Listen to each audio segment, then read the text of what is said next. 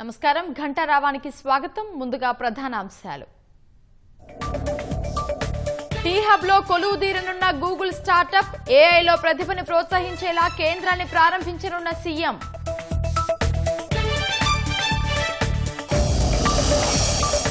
మరి కాసేపట్లో ఓయూను సందర్శించనున్న సీఎం రేవంత్ రెడ్డి, విశ్వవిద్యాలయ అభివృద్ధి ప్రణాళికలు ప్రకటించనున్న సీఎం.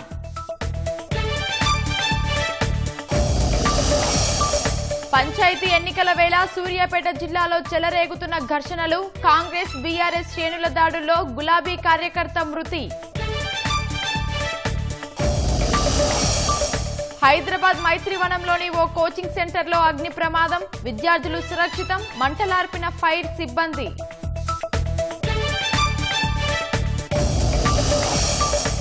H1B వీసా అపాయింట్మెంట్లను వాయిదా వేసిన అమెరికా, సోషల్ మీడియా వెట్టింగ్ విధానం వల్లేనని ప్రకటన.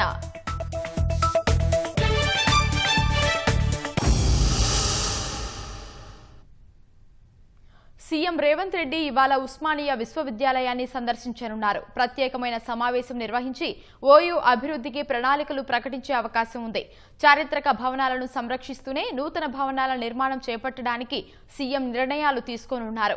అకాడమిక్ బ్లాక్లు, హాస్టళ్లను ముఖ్యమంత్రి పరిశీలించనున్నట్టు సమాచారం.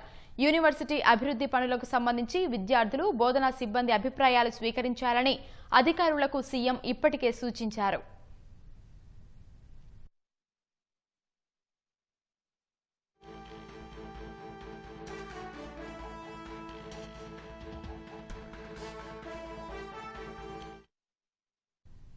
భారతీయుల H1B వీసా అపాయింట్మెంట్లను అమెరికా వాయిదా వేసింది. ఈ మేరకు ఢిల్లీలోని అమెరికా రాయబార కార్యాలయం ఓ ప్రకటన చేసింది.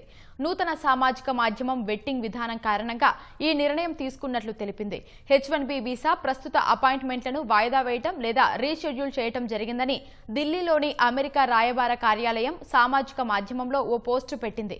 గతంలో ప్రకటించిన అపాయింట్మెంట్ తేదీల ఆధారంగా వస్తే ప్రవేశం ఉండదని స్పష్టం చేసింది. H1B వీసాల అపాయింట్మెంట్లు వాయిదా వేసినట్లు ఈమెయిల్ అందితే కొత్త అపాయింట్మెంట్ తేదీ విషయమై సాయం చేసేందుకు మిషన్ ఇండియా ఎదురు చూస్తున్నట్లు పేర్కొంది. అమెరికా విదేశాంగ శాఖ ఈ ఏడాది భారీగా వీసాలను రద్దు చేసిన నేపథ్యంలో ఈ నిర్ణయం వెలువడింది. జనవరి నుంచి ఇప్పటి వరకు 85,000 వీసాలను రద్దు చేసినట్లు మరో పోస్టులో అమెరికా విదేశాంగ శాఖ పేర్కొంది.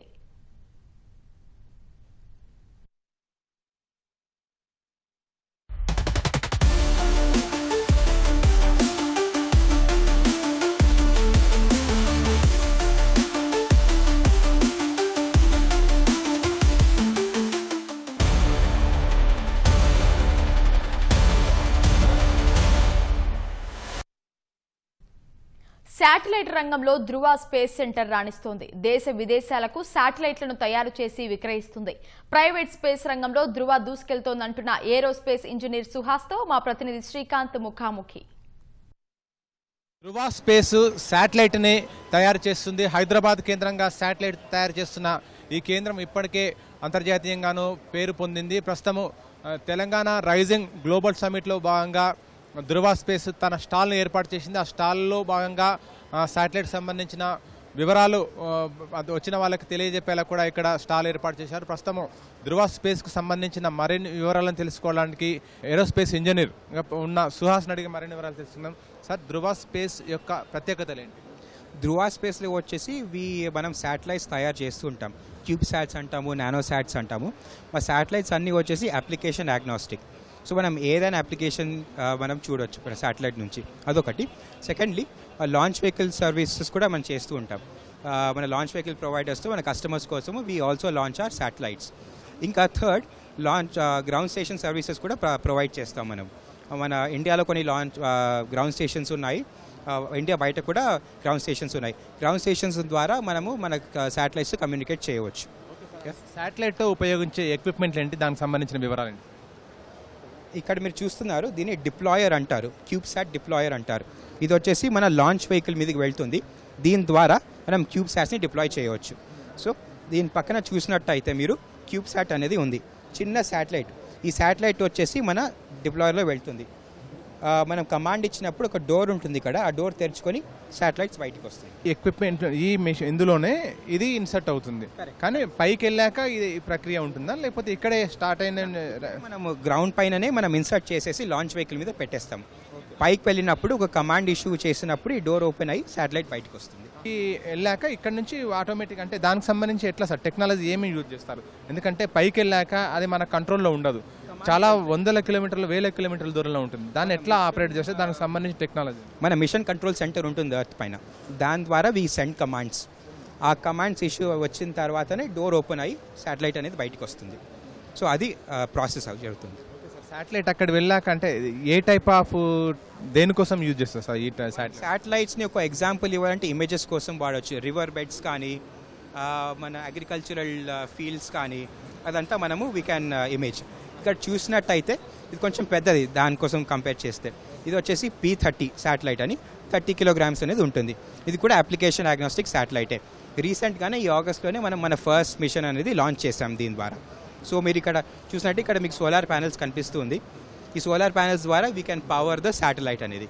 ఇక్కడ చూసినట్టయితే మీకు యాంటెనాస్ ఉన్నాయి ఇక్కడ, దీని ద్వారా you can communicate with the satellite అనేది. సార్ ఇక్కడ పోలారిస్ 30 అది దానికి సంబంధించిన దీన్నే పోలారిస్ 30 అని అంటారు.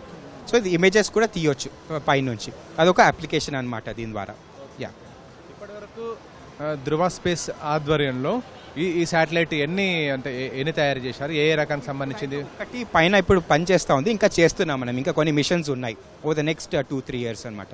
సపోజ్ అగ్రికల్చరల్ ఫీల్డ్ తీసుకున్నట్టయితే మీకు ప్లాంట్స్ అనేది క్రాప్స్ చెడిపోతుంటాయి కొన్నిసార్లు. ఆ ఇమేజెస్ మొత్తం తీసి మనం ఫార్మర్స్కి పంపించవచ్చు. దాని ప్రకారం వాళ్ళు దే కెన్ టేక్ మెజర్స్ అనమాట. సాయిల్ హెల్త్ ఒకటి ఉంటుంది కదా, అది కూడా అఫెక్ట్ అవుతూ ఉంటుంది ప్లాంట్స్ది. మనం ఆ ఇన్ఫర్మేషన్ ఇచ్చినట్టయితే మన ఫార్మర్స్ వచ్చేసి they can take measures and you know తర్వాత దే కెన్ కౌంటర్ మెజర్స్ తీసుకొని సరి చేయొచ్చు అనమాట. వివిధ రంగాలలో శాటిలైట్ను ఉపయోగించే వర్క్ ఈజీ అయిపోతుంది. ధృవ స్పేస్ ఆధ్వర్యంలో ప్రస్తుతం ఇమేజెస్ కాకుండా ఇంకా శాటిలైట్ సంబంధించి ఎలాంటి ఇన్నోవేషన్స్ జరుగుతుంది? ఇన్నోవేషన్స్ అంటే దీన్ని వచ్చేసి మాడ్యులర్ అండ్ స్టాండర్డైజ్డ్ అంటారు.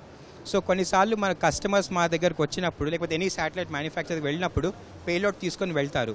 దానికోసం I have to design a satellite all over 3-4 years పట్టవచ్చు. దాని బదులు they can I already have a satellite ఇక్కడ కదా, మన పేలోడ్ ప్రొవైడర్స్ వచ్చేసి డైరెక్ట్గా కస్టమర్ ఇంటిగ్రేట్ చేసేసి we can actually fly. Time తగ్గుతుంది అనమాట from development to launch. So అదొక యూఎస్పీ అనమాట. ధృవ స్పేస్ ఎప్పుడు ఎస్టాబ్లిష్ చేశారు?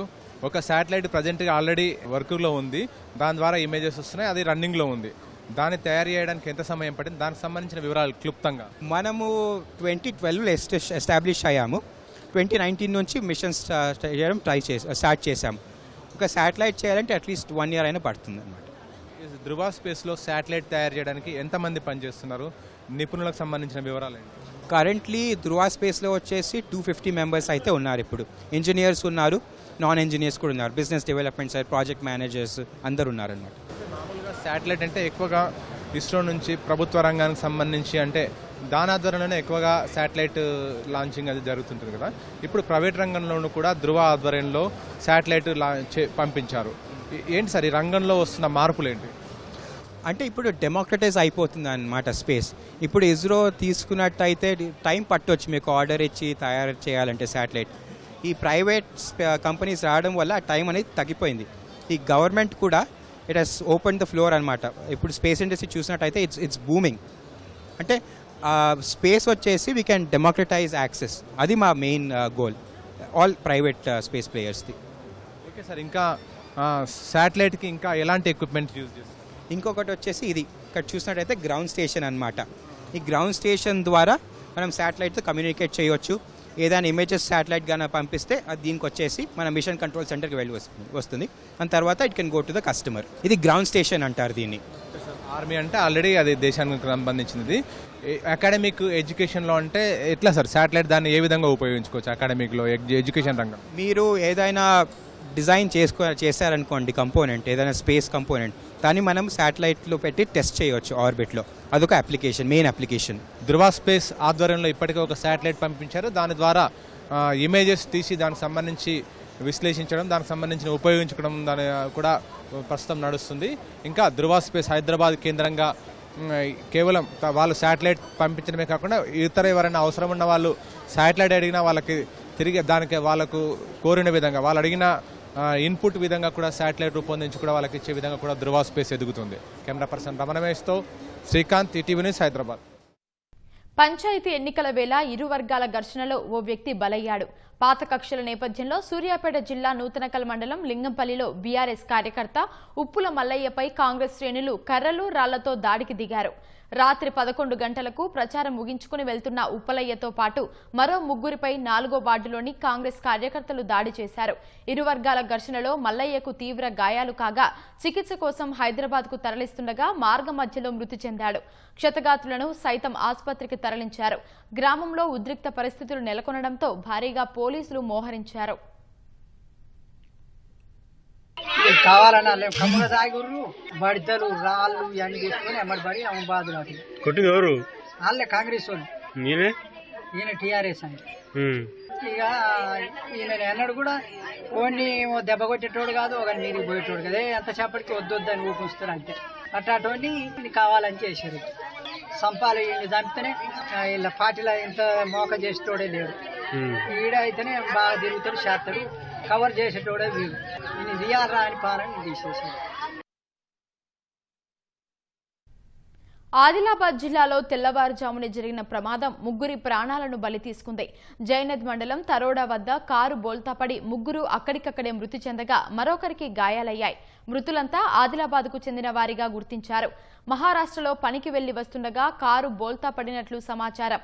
గాయపడిన వ్యక్తిని చికిత్స కోసం ఆసుపత్రికి తరలించారు.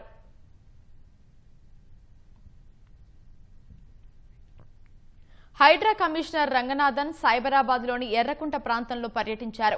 చెరువుకు సంబంధించిన పూర్తి వివరాలను స్థానికులను అడిగి తెలుసుకున్నారు. 6.5 ఎకరాల ఎర్రకుంట చెరువును సుమారు 5 ఎకరాలు కబ్జా చేశారని ఫిర్యాదు రావడంతో క్షేత్రస్థాయిలో అధ్యయనం చేసినట్లు రంగనాథ్ తెలిపారు.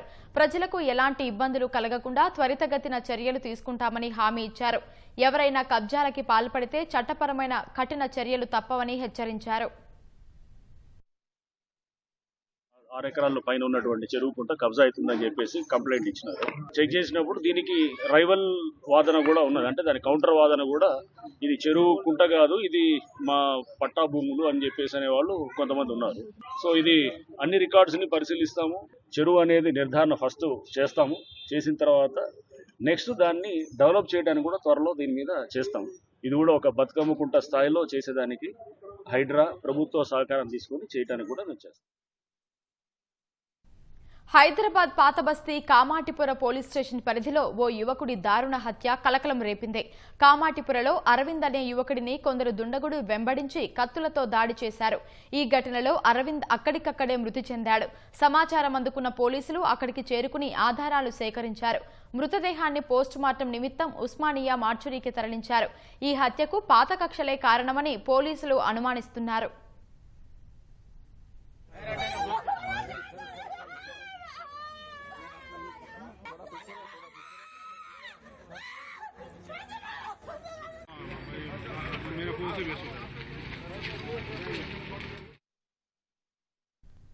గ్రేటర్ హైదరాబాద్ మున్సిపల్ కార్పొరేషన్లో వార్డుల పునర్విభజనపై ప్రాథమిక ముసాయిదా విడుదలైంది. ఇటీవల జీహెచ్ఎంసీలో విలీనమైన 27 మున్సిపాలిటీలతో కలిపి గ్రేటర్ వ్యాప్తంగా ఔటర్ వరకు 300 డివిజన్లను ఏర్పాటు చేస్తూ ప్రభుత్వం ప్రాథమిక ముసాయిదాను విడుదల చేసింది. కీసర వార్డుతో మొదలై తూక్కుంట వరకు 300 వార్డులు విభజిస్తూ జీహెచ్ఎంసీ కమిషనర్ ఆర్వి కర్ణన్ ఉత్తర్వులు జారీ చేశారు. వార్డుల వారీగా సరిహద్దులు ఏర్పాటు చేస్తూ ముసాయిదాలో పేర్కొన్న జీహెచ్ఎంసీ కమిషనర్ వారం రోజుల్లోగా నగర ప్రజల సూచనలు, అభ్యంతరాలు తెలుపవచ్చునని సూచించారు. ఇందుకోసం జీహెచ్ఎంసీ సర్కిల్ కార్యాలయాలు, జోనల్ కార్యాలయాల్లో ఏర్పాటు చేసినట్లు వివరించిన కమిషనర్ నగర పౌరులు నిరభ్యంతరంగా తమ అభిప్రాయాలు, సూచనలు ఇవ్వాలని విజ్ఞప్తి చేశారు.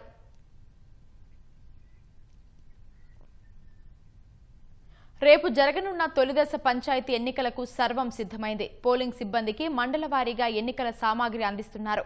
నల్గొండ నుంచి మరింత సమాచారం మా ప్రతినిధి ఈశ్వర్ ప్రత్యక్ష ప్రసారం ద్వారా అందిస్తారు. రైట్ ఉమా నల్గొండ జిల్లా వ్యాప్తంగా కూడా గ్రామ పంచాయతీ ఎన్నికలకైతే రంగం సిద్ధమైంది. రేపు ఉదయం 7 గంటల నుంచి మధ్యాహ్నం 1 వరకు కూడా ఈ పోలింగ్ జరగనుంది. దీనికి సంబంధించి ఇప్పటికే ఇక్కడ ఈ ఎన్నికలకు సంబంధించిన మొత్తం కూడా సామాగ్రి డిస్ట్రిబ్యూషన్ కార్యక్రమం అయితే కొనసాగుతుంది. ఇప్పటికే ఇక్కడ ఉన్నటువంటి జిల్లా కలెక్టర్ ఇలా త్రిపాఠి ఇక్కడ ఎన్నికల నిర్వహణలో పాల్గొనే సిబ్బంది అందరూ కూడా పలు సూచనలు సలహాలు కూడా చేస్తున్నారు. మొత్తం కూడా ఎన్నికలకు సంబంధించినటువంటి సామాగ్రిని మొత్తం కూడా ఎన్నికల్లో పాల్గొనే సిబ్బందికి అయితే ఇప్పటికే అప్పగించారు. వారందరూ కూడా వారికి కావాల్సిన సామాగ్రిని మొత్తం కూడా 1-2 సార్లు అయితే పరిశీలిస్తున్నారు. మొత్తం కూడా ఈ సామాగ్రికి మొత్తం కూడా ఈ ఎన్నికల సిబ్బంది ఎవరైతే ఇక్కడ పోలింగ్ కేంద్రాల్లో ఉంటారో వారందరూ కూడా 1-2 సార్లు కూడా ఆ సామాగ్రిని మొత్తం కూడా పరిశీలన చేసుకుంటున్నారు. మొత్తం వారికి అన్ని సామాగ్రి అందిందా అందలేదా, ఎందుకంటే ఈ గ్రామ పంచాయతీ ఎన్నికల్లో ఈ సామాగ్రి అనేది చాలా ముఖ్యమైన అంశము కాబట్టి దీనికి సంబంధించిన ప్రతి ఒక్క సామాగ్రి కూడా అందిందా అందలేదా అనేది 1-2 సార్లు అయితే తరువుగా కూడా చెక్ చేస్తున్నారు. మొత్తం గ్రామ సర్పంచ్ ఈ పంచాయతీకి సంబంధించి మొత్తం కూడా గులాబీ రంగులో ఉన్నటువంటి బ్యాలెట్ పేపర్లు ఉంటున్నాయి. వాటికి సంబంధించి మొత్తం కూడా వైట్ కలర్లో ఉన్నటువంటి పేపర్లు కూడా ఉన్నాయి. అయితే మొత్తం ఉమ్మడి నల్గొండ జిల్లా వ్యాప్తంగా కూడా ఎక్కడ ఎలాంటి అవాంఛనీయకరణ జరగకుండా కూడా సుమారు 18,000 మంది పోలీసులు అయితే రేపు పోలింగ్ కేంద్రాల వద్ద కూడా బందోబస్తు నిర్వహించనున్నారు. దీంతోపాటు ఎన్నికలకు సంబంధించి మొత్తం ఎన్నికల సిబ్బంది మొత్తం కూడా సుమారు 8,000 మంది ఒక నల్గొండ జిల్లాలోనే 8,000 మంది పోలింగ్కి సంబంధించి సిబ్బంది కూడా అందుబాటులో ఉండే విధంగా కూడా ఏర్పాట్లు చేశారు. దీంతోపాటు నల్గొండ జిల్లాలో చూసుకున్నట్లయితే మొత్తం రేపు 318 పోలింగ్ కేంద్రాల్లో అయితే ఎన్నికలు జరగనుంది. దీనికి సంబంధించి ఇప్పటికే 22 గ్రామ పంచాయతీలు అయితే ఏకగ్రీవం అయ్యి మరో 2 గ్రామ పంచాయతీలు ఇందుగోల అదేవిధంగా అపంగాపురం ఈ 2 గ్రామ పంచాయతీలు కూడా అక్కడ ఎన్నికలు అయితే రద్దు చేయబడ్డాయి. మొత్తం ఇక్కడ నల్గొండ జిల్లాలో 14 మండలాల్లో అయితే రేపు తొలి విడత గ్రామ పంచాయతీ ఎన్నికలు అయితే జరుగుతాయి. రెండో విడత అదేవిధంగా యాదాద్రి భువనగిరి జిల్లా చూసుకున్నట్టయితే యాదాద్రి భువనగిరి జిల్లాలో మొత్తం కూడా రేపు ఉదయం 7 గంటల నుంచి కూడా ఈ పోలింగ్ స్టార్ట్ అవుతుంది.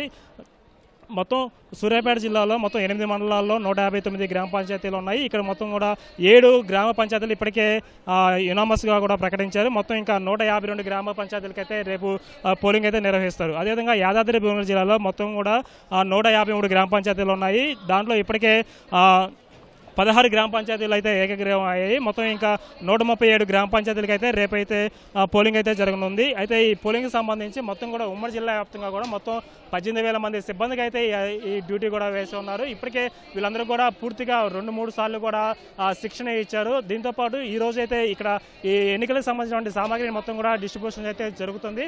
మరికొద్దిసేపట్లోనే మొత్తం కూడా ఈ ప్రక్రియ అయితే ముగుస్తుంది. అయితే వీరికి కేటాయించినటువంటి పోలింగ్ కేంద్రాలకి వీరికి కేటాయించినటువంటి పోలింగ్ సామాగ్రితో మొత్తం కూడా సాయంత్రం 5 గంటల లోపు వాళ్ళకి కేటాయించినటువంటి కేంద్రాలకు కూడా వెళ్తారు. రేపు ఉదయం కరెక్ట్గా 6 గంటల్లో ఒకసారి వీరు మాక్ పోలింగ్ చేసుకొని 7 గంటలకి ఖచ్చితంగా 7 గంటలకి అయితే పోలింగ్ ప్రక్రియ అయితే ప్రారంభమవుతుంది. ఎక్కడ ఎలాంటి ఘటనలు జరగకుండా కూడా ముఖ్యంగా సమస్యాత్మక ప్రాంతాలు ఏదైతే ఉన్నాయో ఆ సమస్యాత్మక ప్రాంతాల వద్ద కూడా పటిష్టమైన బందోబస్తు కూడా ఏర్పాటు చేస్తారు.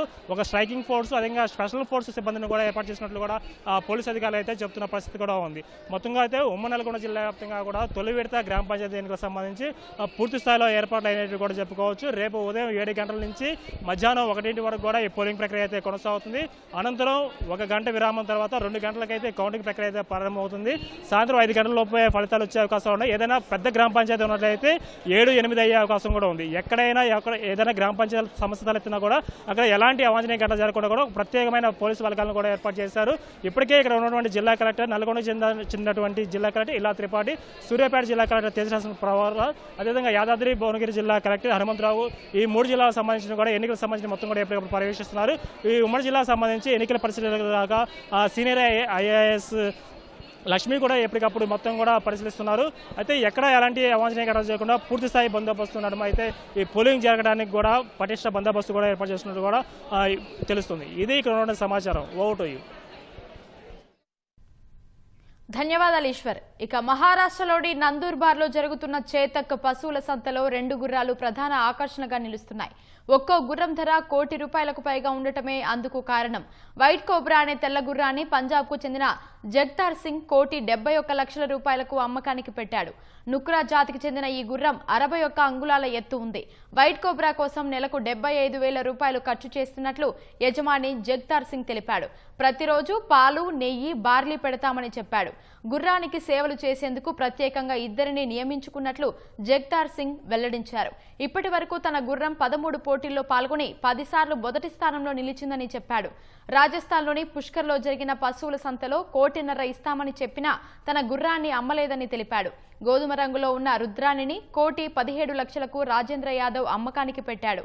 మార్వారి జాతికి చెందిన ఈ గుర్రం 65 అంగుళాల ఎత్తు ఉంది. రుద్రానికి ప్రతిరోజు 8 లీటర్ల ఆవు పాలు ఇస్తామని యజమాని రాజేంద్ర యాదవ్ తెలిపాడు. ఆవ నూనెతో రోజుకు 2 సార్లు మసాజ్ చేస్తామని చెప్పాడు.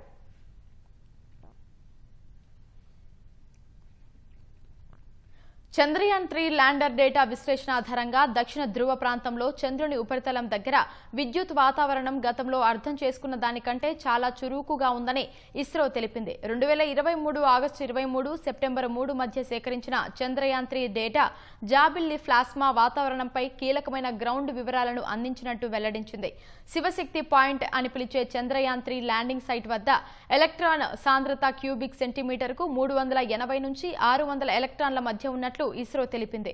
చంద్రుని ఉపరితలం దగ్గర ఉన్న ఎలక్ట్రాన్లు అసాధారణంగా అధిక శక్తిని కలిగి ఉన్నాయని తెలిపింది. 3000 నుంచి 8000 కెల్విన్ కు సమానమైన గతి ఉష్ణోగ్రతలు ఉన్నాయని ఇస్రో వెల్లడించింది. చారల తోక కలిగిన బార్ టైడ్ గాట్విక్ నేలనెమలి పక్షి మహారాష్ట్ర అమరావతిలో తొలిసారి కనిపించింది. వన్యప్రాణి ఫోటోగ్రాఫర్ తుషార్ అంబేద్కర్ మరో 3 పక్షి వీక్షకులు జిల్లాలోని బోర్ డ్యాం వద్ద దీన్ని గుర్తించారు. సైబీరియా, అలాస్కా, ఉత్తర ఆసియా ప్రాంతాలకు చెందిన ఈ పక్షి విదర్భ ప్రాంతంలో శనివారం కనిపించడం ఇదే తొలిసారి. విలక్షణమైన ఎర్రటి ఈకలు, పొడవాటి కాళ్లు, ముక్కుతో ఉండే ఈ పక్షిని ఇట్టే గుర్తించవచ్చని పక్షి ప్రేమికుడు యాదవ్ తట్టే పాటిల్ తెలిపారు. ఈ పక్షి ముక్కుతో మట్టిని తవ్వి కీటకాలను తింటుంది. అక్టోబరు, మార్చి మధ్య కాలంలో భారత్లోని తీర ప్రాంతాల్లో విహరించే ఈ వలస పక్షి 10 రోజుల వ్యవధిలో 11,000 నుంచి 12,000 కిలోమీటర్లు ప్రయాణిస్తుంది.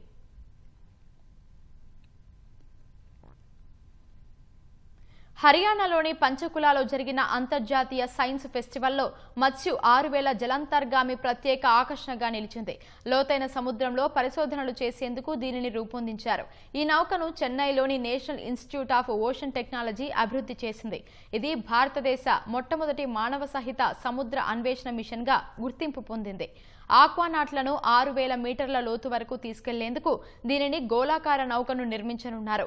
2.1 మీటర్ల వ్యాసం కలిగిన గోళాకారంలో 3 వ్యక్తులు కూర్చొని ప్రయాణించేలా రూపొందించారు.